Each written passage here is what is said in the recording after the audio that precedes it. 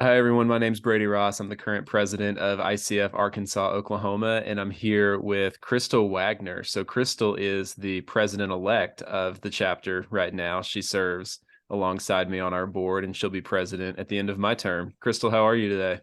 I'm great, thanks. Well, thanks for coming on the channel. So, let's start off just by talking about your journey into coaching and what made you want to become a professional coach. Yeah, it was an interesting, as probably most people's, it's an interesting path. A friend of mine had taken a coaching class and had told me about it for several years. And I thought, that's interesting. Maybe at some point I'll look into that, but didn't take any action on it. And then um, in summer of 2021, I decided, I think it's time to take that class. And my thought really was, even if I do nothing else with it, I'm going to improve the communications with my family. And my daughters were becoming teens, and I thought this can only help our relationship. So I took the class, and I had talked with one of my clients before the class, did what I now know is a consulting session. And then during the certification process, I had to have a recording with someone. So I reached back out to her and said, hey, would you do a free coaching session with me? And I need to record it and turn it in for my certification. She said, sure. So the difference between those two sessions was day and night difference between, okay, yeah, I got some good ideas, to, oh, I see what the roadblock is. And she was able to move forward after that one call with confidence and clarity. And when I got off the call, I was on cloud nine, just so excited to see the progress that she had made when I said very little. So that then led into me exploring, okay, so what does this coaching profession look like? And what do I want to do with it? And decided that, so I was a CPA before I had children. So the certification route to me is very appealing. It just goes along with everything that I've done in the past. So that's when I started my ICF aligned training, and just have enjoyed every bit of it, but seeing clients make progress and just how powerful coaching can be. Yeah, absolutely. I love the story that you shared because it reflects, from my vantage point, how coaching is a partnership and the Yeah. coach plays a role in the process, but it's not the only role. The client also comes to the session and they do the work of having new thoughts and putting action steps into place. And so it really is a partnership that requires energy from both sides. I like thinking about it that way. So Yeah. now that you've gotten your training and now that you're a little further down the road in coaching, what is your passion or your specialty as a coach? My passion is helping homeschool parents. I have some clients who are not homeschoolers, but the majority of my clients are homeschool parents. And my passion is really helping them to tame the chaos so that they can cultivate a thriving home atmosphere. And so we look at sometimes at their curriculum, but we look at all the other aspects that actually make homeschooling challenging. And that's everything else on top of educating your children. So managing their schedule and managing their emotions and cultivating relationships. And then, of course, training their children. But in addition to the academics, the stuff around the house, the life skills, the things that make them enjoyable to be around. Yeah, that's such a cool way to look at it because you're not just helping them with the schooling aspect, but you're helping Right. them with all of the other facets of their life as well. And I think that I'm not a homeschool parent myself, but I can imagine if I were in that position, those things would be top concerns as well. Yeah, it often just feels all consuming because there's so much to get done and you never actually leave it. It's all still here. Hmm.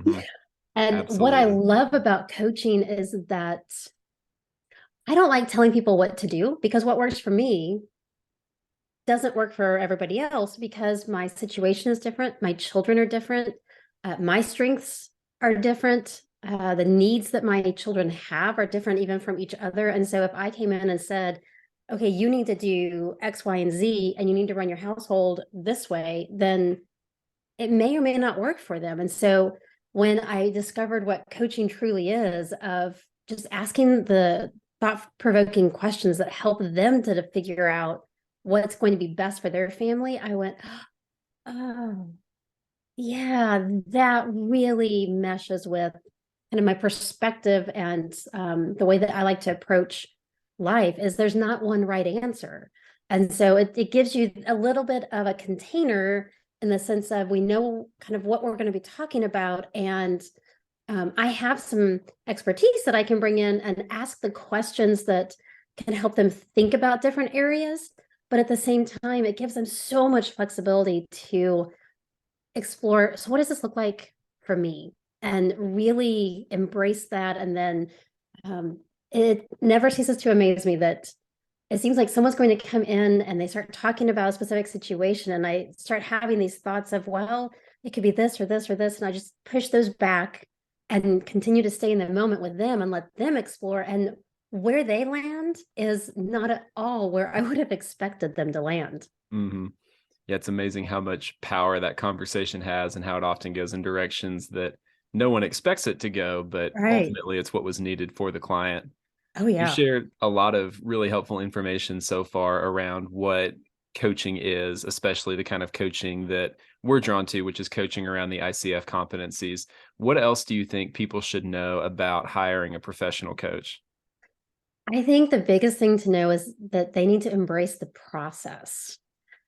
I have seen with so many clients, they come in, and if you've never been exposed to coaching, it's a little, I don't want to say confusing, but they just don't know what to expect. And so it's like, well, what do you think about this? What should I do about this? And I keep turning it back to them. And of the first couple of sessions, they're like, well, and they lean into it, and they're, figuring out what they need to do, but they keep asking. And then by the third or fourth session, they if they start to ask me, they have this twinkle in their eye, like, she's not going to tell me. And then by the fourth, they really are transitioning into, okay, I need to figure out what's going on for me. And so it's very different than so much of our society right now, of self-help books of how you can do this or that, and you go talk to your friends and they say, well, I did this, you should try that. It's not advice giving, and that feels really awkward at first because we are expecting someone to solve our problems. But whenever they lean into the process, they really benefit. And I think they actually appreciate it at the end, but it's a harder transition as they're trying to go through, okay, she's not going to give me an answer. I've got to look and see what this means for me. And so I would just say embrace the process, that it's going to look different than probably anything else that you've done, but it is so powerful. Hmm. Yeah, and in many ways, it's not just helping you address the concerns and the issues Mhm. that you have today, but it's teaching you how to think differently about problems as they arise in the future.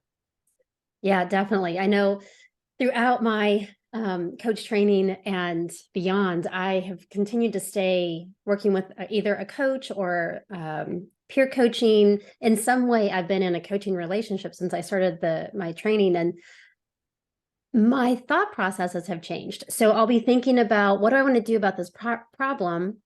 And I start writing down some thoughts and then think, this is a great coaching session. I'm just going to save it for later. And in the meantime, I'm still thinking about it, and I'm still asking myself questions, and I end up solving the problem a vast majority of the time because I've learned how to look beyond the problem and to see what's the root issue that's coming into play. Hmm. That's such a good perspective. Crystal, thank you so much for taking the time to have this conversation with me. And thank you for all that you do for our board and for our chapter as a whole. It's been a pleasure. Thanks.